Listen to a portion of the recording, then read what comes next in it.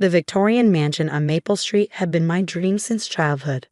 I'd spend hours walking past it, imagining living in its towering turrets and elegant rooms. For 10 years, I saved every penny, waiting for the day it would go on sale.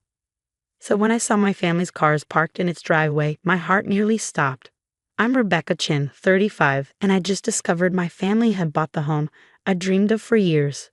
They knew how much I wanted it. I'd talked about nothing else since the for sale sign went up 3 months ago. "Oh, good you're here," my sister Amanda called from the front porch, waving with exaggerated enthusiasm. "We wanted to surprise you." My parents stood beside her, my father jingling the keys while my mother beamed. The smug satisfaction on their faces told me everything I needed to know. This wasn't just about buying a beautiful house. This was about beating me again. "Isn't it perfect?" Amanda gushed, leading me inside. "When we heard you were planning to bid on it, we just knew we had to have it instead. It's much too grand for just you anyway." I kept my expression neutral as I followed them through the rooms and memorized from the online listing.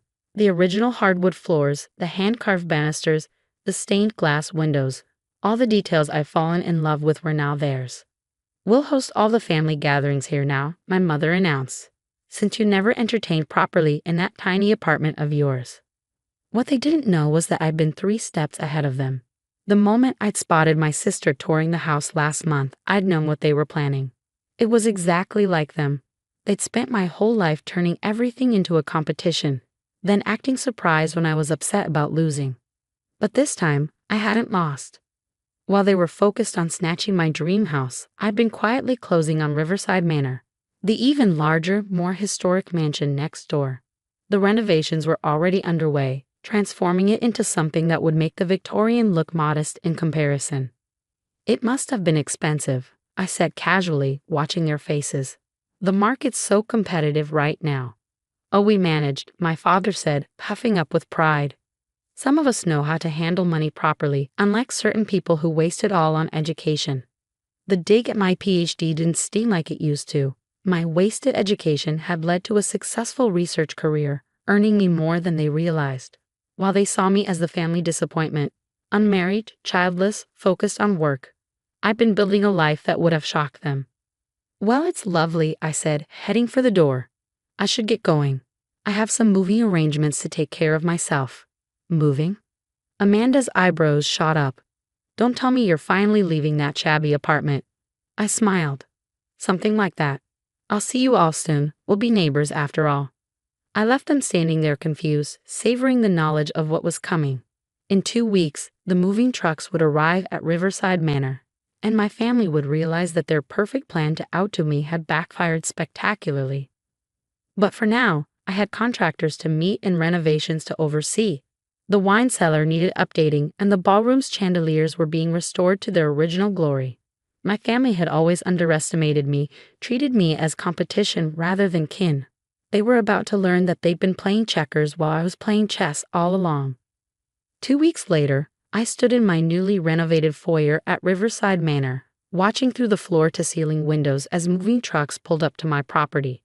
Right on schedule, my sister Amanda appeared on her front porch, coffee in hand, curiosity evident on her face. I smiled, knowing the show was about to begin. The movers started unloading premium furniture, antiques I collected over the years, and artwork that would make my mother's reproductions look cheap in comparison. Each piece had been carefully chosen to tell a story. The story of the success I'd built while my family was busy undermining me. "Ms. Chen," one of the movers approached with a clipboard. "Where would you like the grand piano? The music room or the ballroom?" I could see Amanda's coffee cup freeze halfway to her mouth. "The ballroom." My family's Victorian had many lovely features, but a ballroom wasn't one of them. "The music room for now," I replied. "The ballroom chandeliers are still being restored." Within an hour, my parents' car came screeching into their driveway. They'd obviously received Amanda's urgent call. I continued directing the movers, pretending not to notice as my family gathered on their porch, watching the parade of luxury items entering Riverside Manor. "Rebecca." My mother's voice carried across the lawn. "What's going on?" I turned, affecting surprise. "Oh, hello. Just moving into my new home." "Would you like a tour?" They followed me inside, their faces growing increasingly pale as they took in the grand staircase, the original moldings, the hand-painted ceiling murals. Every room was larger, every feature more impressive than their Victorian. But, how? Amanda sputtered. You couldn't afford. Actually, I cut in smoothly, I could. All those years you thought I was struggling in my tiny apartment, I was investing, saving, building my portfolio. Did you really think I lived below my means because I had to? My father's face had turned an interesting shade of red. You let us believe. I let you believe what you wanted to believe, I said. Just like you let me believe you cared about my dreams when you outbid me on the Victorian. Fair's fair. I led them through the house, past the library with its 2-story bookshelves, through the conservatory with its rare plants into the state-of-the-art kitchen that made their gourmet setup look outdated.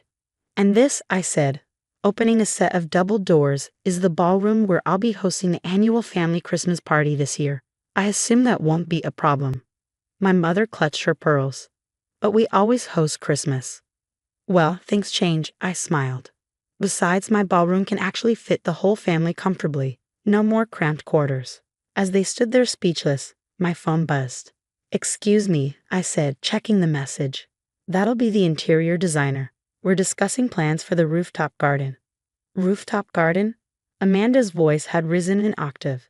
Oh yes, I replied casually. The view of your house from up there is quite lovely. You can see right into your backyard. They left shortly after, huddled together, whispering furiously. Through my windows, I watched them return to their Victorian.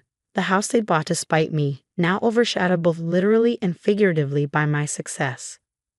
That evening, as I sat in my library enjoying a glass of wine, the texts started rolling in. First from Amanda. You planned this all along, didn't you? Then from my mother. We should discuss Christmas arrangements. Finally, from my father, we need to talk about your investment strategies. I left them all unread. For years, they treated every family gathering like a competition, every success of mine as a challenge to be overcome. Now they'd have to live next door to the daily reminder that their plan had backfired spectacularly.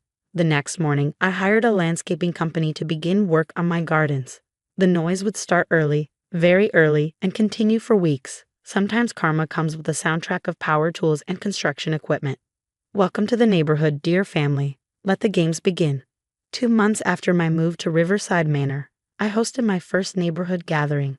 A garden party that showcased everything my property had to offer. My family watched from their considerably smaller yard as caterers set up elegant tables beneath imported pergolas, and string musicians took their places near the fountain. Isn't this a bit excessive? My mother asked when they finally made their way over, unable to resist the allure of the party they hadn't been invited to plan or control. Not at all, I replied, accepting a champagne flute from a passing server, just welcoming the neighbors properly. The guest list was carefully curated. Local business leaders, university colleagues, and notably several real estate developers who couldn't stop talking about how Riverside Manor was raising property values in the area. My family's Victorian, while charming, was now considered the smaller, less impressive house on the block. Amanda cornered me by the rose garden. Was this your plan all along? To make us look foolish? No, I said truthfully. My plan was to buy my dream house. You're the ones who made it a competition. I just decided to play by your rules for once. The party was a resounding success, establishing me as the neighborhood's new social center. My family's attempts to host competing events in their Victorian fell flat. Everyone preferred the grandeur of Riverside Manor's ballroom and gardens. One morning, about 6 months after I moved in, my father showed up at my door. We're thinking of selling, he admitted gruffly. The maintenance costs are higher than we expected. I nodded sympathetically. Victorian homes can be quite expensive to maintain. Though I hear property values have risen significantly since I renovated Riverside Manor. He shifted uncomfortably. Yes, well, we thought perhaps you'd be interested in buying it. Keep it in the family. Why would I want a smaller house? I asked innocently. Besides, I quite enjoy watching you all live with the consequences of your choices. They didn't sell. Their pride wouldn't let them. Instead, they had to adapt to their new reality. Every family gathering at my house was a reminder of how their attempt to outdo me had backfired. Every improvement I made to Riverside Manor made their Victorian look a little shabbier in comparison. Christmas that year was particularly satisfying. The ballroom, decorated with professional skill, hosted our entire extended family comfortably. Cousins who had once echoed my parents' criticisms of my life choices now asked about investment advice and career strategies. As I watched my family navigate the party, looking small in the grand space they had never imagined I could own, I felt no triumph, only a quiet satisfaction. They had spent years trying to compete with me to prove their superiority. In the end, they had only competed with themselves. "Your house is magnificent," my Aunt Sarah said, finding me by the Christmas tree. "Though I can't help but wonder if it's a bit lonely, all this space for just one person." I smiled, thinking of the research center I was planning to establish in the East Wing. "Not lonely at all. I've filled it with exactly what I want, just like I've filled my life with what I want, not what others think I should want." My family still lives next door in their Victorian, a daily reminder that sometimes the best revenge isn't about getting even. It's about rising above. They wanted to teach me a lesson about knowing my place. Instead, they learned one about underestimating me. As for me, I host charity events in my ballroom, write research papers in my library, and enjoy my rooftop garden with its perfect view of their smaller house. Sometimes I catch them watching from their windows as I entertain guests or work on new improvements to the property. Let them watch. They spent years treating me like competition instead of family. Now they get to spend years living next door to the constant reminder that they lost a game they never should have started.